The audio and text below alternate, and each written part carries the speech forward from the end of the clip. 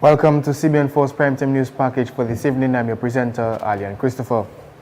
First up tonight, investigations into the circumstances surrounding the cause of a traffic collision which claimed the life of a 21-year-old female, Kimaya Jones, from Portsmouth has commenced. The traffic collision also left Bertie Jeffers, a male adult from the same community, nursing injuries at the Princess Margaret Hospital. The accident occurred at about 3:15 a.m. on December 3rd on the Edward Oliver Leblanc Highway at Collyho. It involved a motorcycle registration number PO420, owned and at the time was being ridden by Bertie Jeffers with Kimaya Jones as the pillion rider. Jones was officially pronounced dead by a medical doctor. Police PRO Pelham John Baptist said a coroner's inquest will be convened while investigations continue. Meanwhile, a traffic accident has claimed the life of one adult male of Granby and left another nursing injuries at the Princess Margaret Hospital. At about 11 a.m. on December 1st, at Lale in Granby, a collision occurred between motor vehicle registration number PP912 and the motorcycle registration number PH177. At the time, the motor vehicle was being driven by Marcel Fontaine, a male adult of Bagatelle, while Morrison Francis was riding the motorcycle, a male adult of Hagley in Granby, with Kenny Henry of Highland in Granby as his pillion rider. Morrison Francis was officially pronounced dead by a medical doctor, while Kenny Henry was transported to the accident and emergency department of the Princess Margaret Hospital, where he received medical attention and subsequently admitted. A coroner's inquest will be convened and investigations are ongoing. And also making our headlines as the Dominica Water and Sewerage Company, DOWASCO, continues to make provisions to supply potable water to various parts of the island. The Operations and Maintenance Manager, Ivanira James, has expressed sincere thanks to the public for their patience and understanding. James said at a recent press briefing that DOWASCO continues to face challenges in restoration works. To our staff, the Board of DOWASCO Management, for the level of dedication, commitment, efforts, long, hard working hours to supply the country with potable water. The Operations and Maintenance Manager also expressed sincere gratitude towards their ministry, the Ministry of Housing, Lands and Water Resource Management. Digicel reopens its flagship store. The store, which closed since the passing of Hurricane Maria, is now newly renovated. The Chief Executive Officer of Digicel, Nikima Roye, says that Digicel is pleased to reopen nearing the Christmas season. Digicel has been actively partaking in recovery efforts all over Dominica and has therefore decided to upgrade its store. And you can look forward to different surprises that are taking place within the communities through our Share the Light, Share the Joy campaign that we're going to be moving forward with. Additionally, with Christmas, all of us have an opportunity to take part and share with up to $30,000 in cash and prizes, deals, giveaways, incentives, great and exciting things that are going to be taking place with us. So with this, I am not going to delay these great customers any longer because there are some here that are traveling for the holiday season to be with friends and family. But this is our commitment to Dominica. We're one of the first business places that has not only reopened after the passing of Hurricane Maria, but upgraded, rehabilitated to offer all of us a new and renewed experience. So with that, I'm going to say welcome to our new customer experience store. I am excited and I'm so appreciative for all of you being here. Ray hopes that the reopening of the store will offer some hope that Dominica is normalizing and Digicel is committed to rebuilding. Stay tuned for more local news highlights after this break.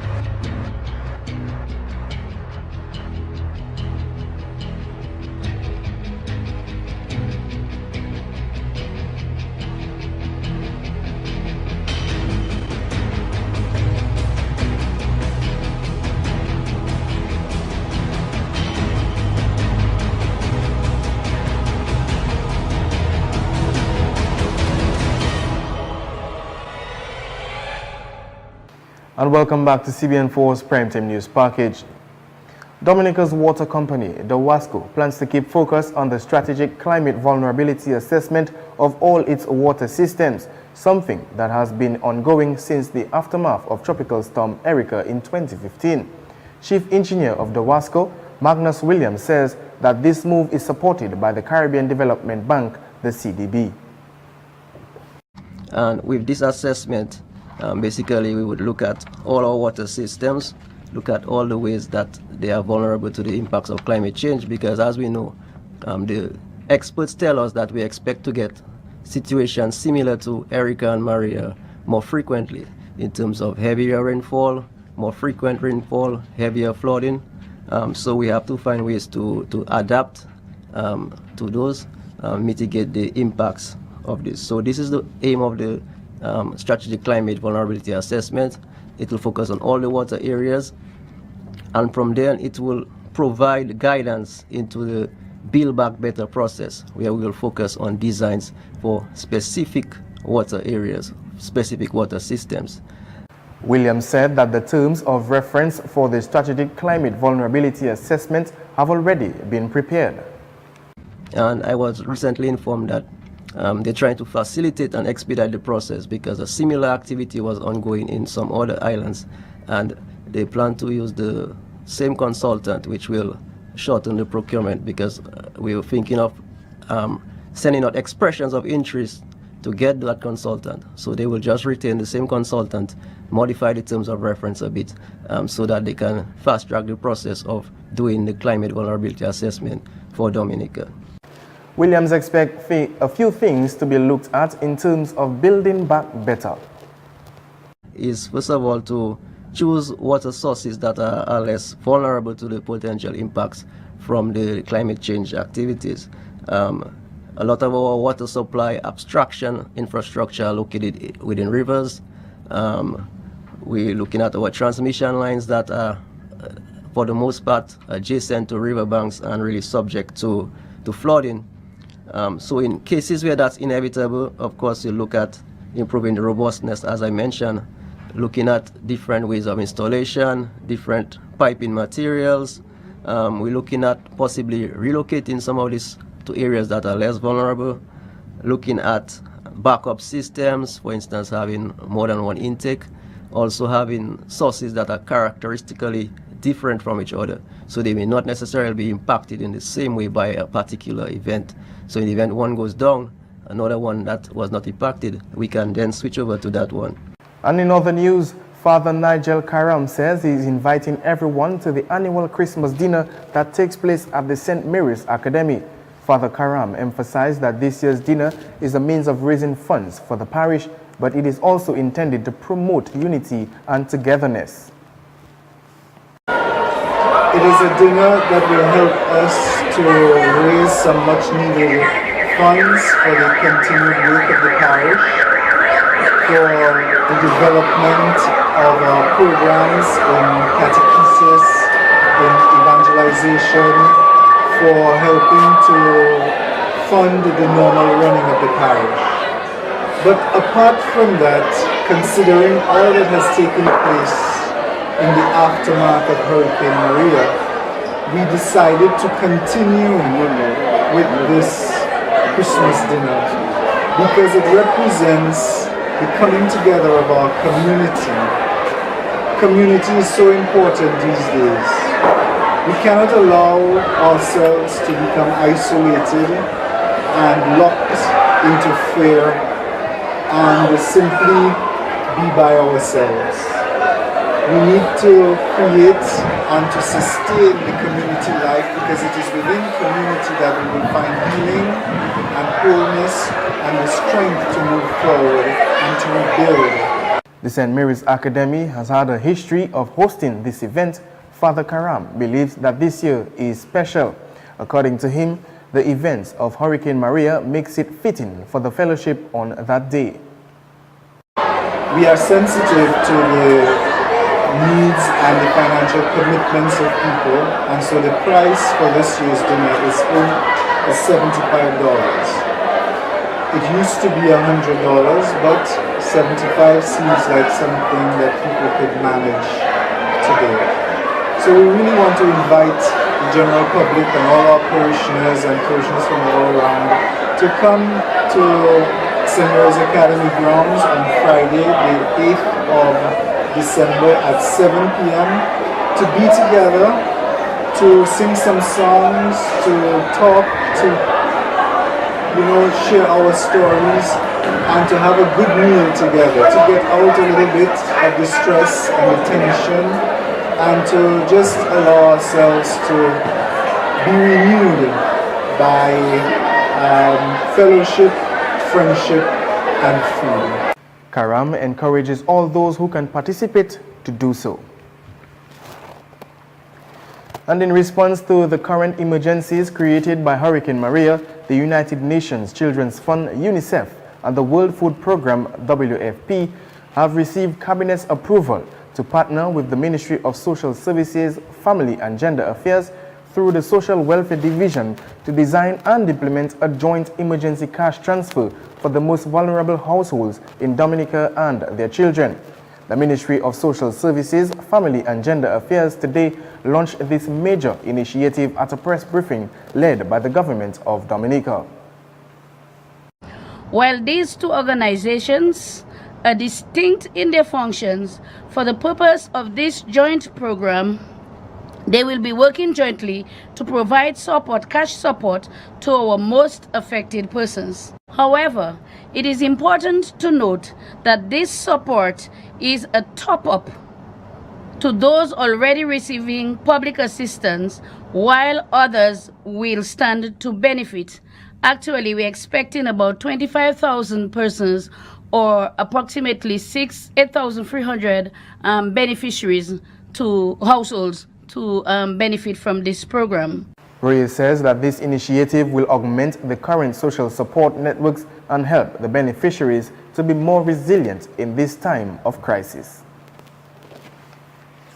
The emergency cash transfer is a program to assist the most vulnerable households and children in Dominica affected by Hurricane Maria. The persons already receiving public assistance will automatically be included or have been included. Actually, as we speak, we have already deposited the monies and payment will begin today for those who are already on the public assistance program. And also included automatically with the foster children. So the parents of foster children will also be part of this group to receive the cash transfer. Meantime, head of the mission, Marco Silva, said the aim is to help individuals find their way back and to recover. And as WFP, as World Food Programme, as the UN agencies, we're really pleased to partner and to support the government of Dominica, partnering with UNICEF and other leading UN agencies. And really, our main objective is to ensure that there are people who suffered from Hurricane Maria can find their way through and can recover. So this emergency cash transfer that was introduced by Ms. Royer will help the most vulnerable families to get back to their work, but most importantly to cover their most pressing needs in terms of access to food and other needs. Silva noted that the cash transfer will be limited, starting from 240 EC dollars up to 645 EC dollars, depending on the number of children in the household. He also indicated that the cash transfer will be an addition to the existing transfer of the government and will be for 3 months.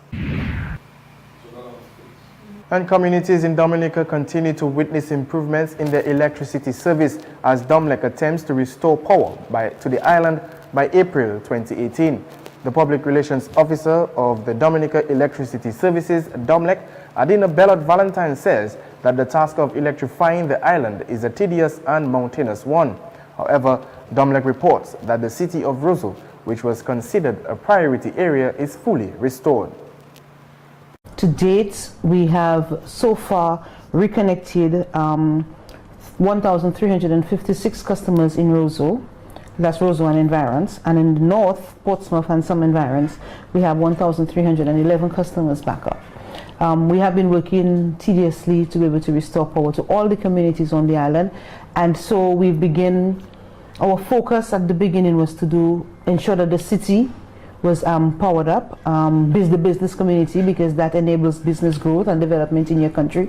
So that was our primary focus, to ensure that the business community was up and running. And of course, we do have businesses a little out of Roseau, on the outskirts of Roseau, and in other communities. Some of them we have not been able to get to, and we eventually will, but our focus is now we kind of expanding. So now we have gone from Roseau in the south, we have gone through Newtown, we're now approaching Castle Comfort, so we're doing some work in Castle Comfort area. We're not sure how far that will take us for Christmas. And to the north of Roseau, we are now heading into Massac, hoping to do Maho and those areas. Valentine says that Domlec would have liked to be able to restore power to Dominica by Christmas. However, following the hurricane, Domlec indicated that 98% of Domlec's infrastructure were destroyed. Valentine revealed that Domlec is receiving assistance from various crews to help speed up the process. To date, we have had assistance from a number of overseas crews. We have had crews from Barbados, St. Lucia, St. Vincent, Turks and Caicos, Grand Bahamas. And so they've been working. We have the Cubans who've been here with us for quite a while, and the Cubans were doing our link from the hydro, that is from the Padu Power Station in Trafalgar to Foncole. That has been completed, and that has been a tremendous help to us. And so through that, we've been able to get a number of our customers, our big customers, up, the prison, the State College, and so on. Those customers are up, and so we're really happy for that. So the Cubans have been helping us out in that area, and the other teams have been helping. So far, right now, we only have the team from the Turks and Caicos Islands, which are working with our team in the north. And in the Roseau area, we just have one more team from Bahamas, and we still have the St. Lucia team here. The others have returned home. Christmas is coming, everybody wants to be home with their families, but have promised that they will be back in January. The public relations officer says that Domlec is utilizing the events that has just occurred to build a more resilient electricity service. And we'll be back with more news after the break.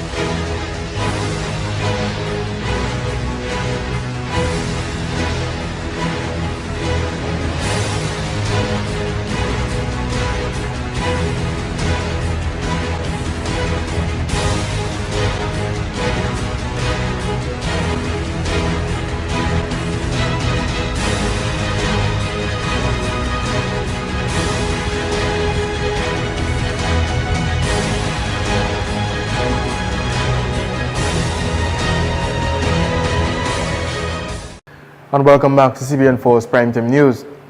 The news from around the region, the Soufriere Hospital in St. Lucia was yet again the scene of another fire within 1 month as a major blaze raged at the rear of the facility on Saturday at around 7 p.m., causing extensive structural damage and the loss of vital pieces of equipment and supplies.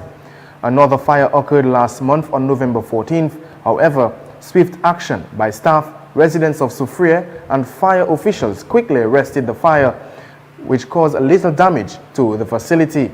Chief Medical Officer Dr. Marilyn Fredericks and other senior health officials arrived on the scene to assess the extent of the damage and to put in place an emergency plan of action for the continuation of health services to the people of Soufriere and surrounding areas. Investigations have begun into the cause of the fire, and though the primary healthcare section of the hospital was not damaged, all salvageable items within the facility will immediately be removed and relocated until the investigations and an assessment of the damage has been completed. And the government of St. Kitts and Nevis is spreading some Christmas cheer in the public service this month. It announced that after lengthy deliberations, Cabinet agreed that all civil servants of the federal and Nevis Island administration, pensioners, government auxiliary employees, skills training and empowerment program employees, and workers at all statutory corporations would get double their salary in Christmas bonus. Cabinet said it took account of the many challenges still being experienced by several households following Hurricane Irma and Maria, and of the government's continuing efforts to bring relief to people. Of extra salary were encouraged to spend their money wisely, with a suggestion that those who still have repairs to make their homes should take advantage of the duty-free concessions being offered by the government. And we'll be back with more news after the break.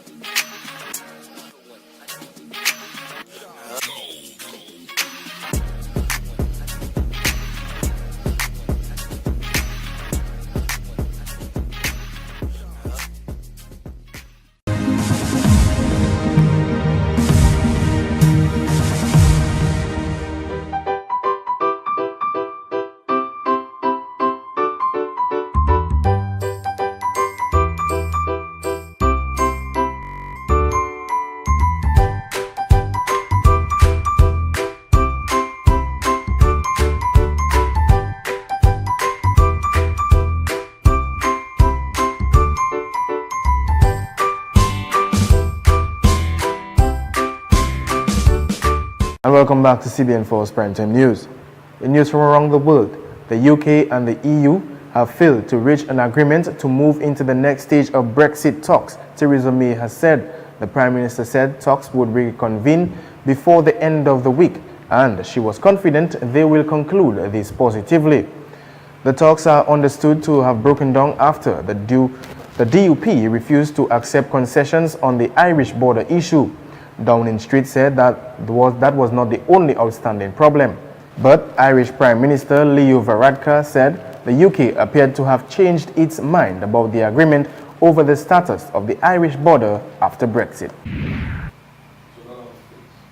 And finally, England tore into the Australia top order late on the third day of the second Ashes test to give themselves faint hope of a remarkable escape in Adelaide. James Anderson and Chris Wokes took 2 wickets each to reduce the home side to 53 for 4. That, though, is still a lead of 268 after the tourists were bowled out for 227. Through a combination of poor strokes, excellent Australian bowling and some even better catching, England slumped from their overnight 29 for 1 to 142 for 7. Respectability was earned by a stand of 66 between Chris Wokes, who made 36, and debutant Craig Overton, who added 41 not out to the 3 wickets he took in Australia's first innings. The England batting effort was made all the more lamentable by the way their bowlers performed after the host opted not to enforce the follow-on. England will have to cause more dramatic damage on the 4th day so they are not left with a notional run chase or a rearguard attempt to bat for a draw. And that takes us to the end of the Primetime News package. If you've missed any of the stories, you can catch up on cbn4.com or on our Facebook page. Until our next broadcast, I am ALYAN Christopher saying thank you for watching.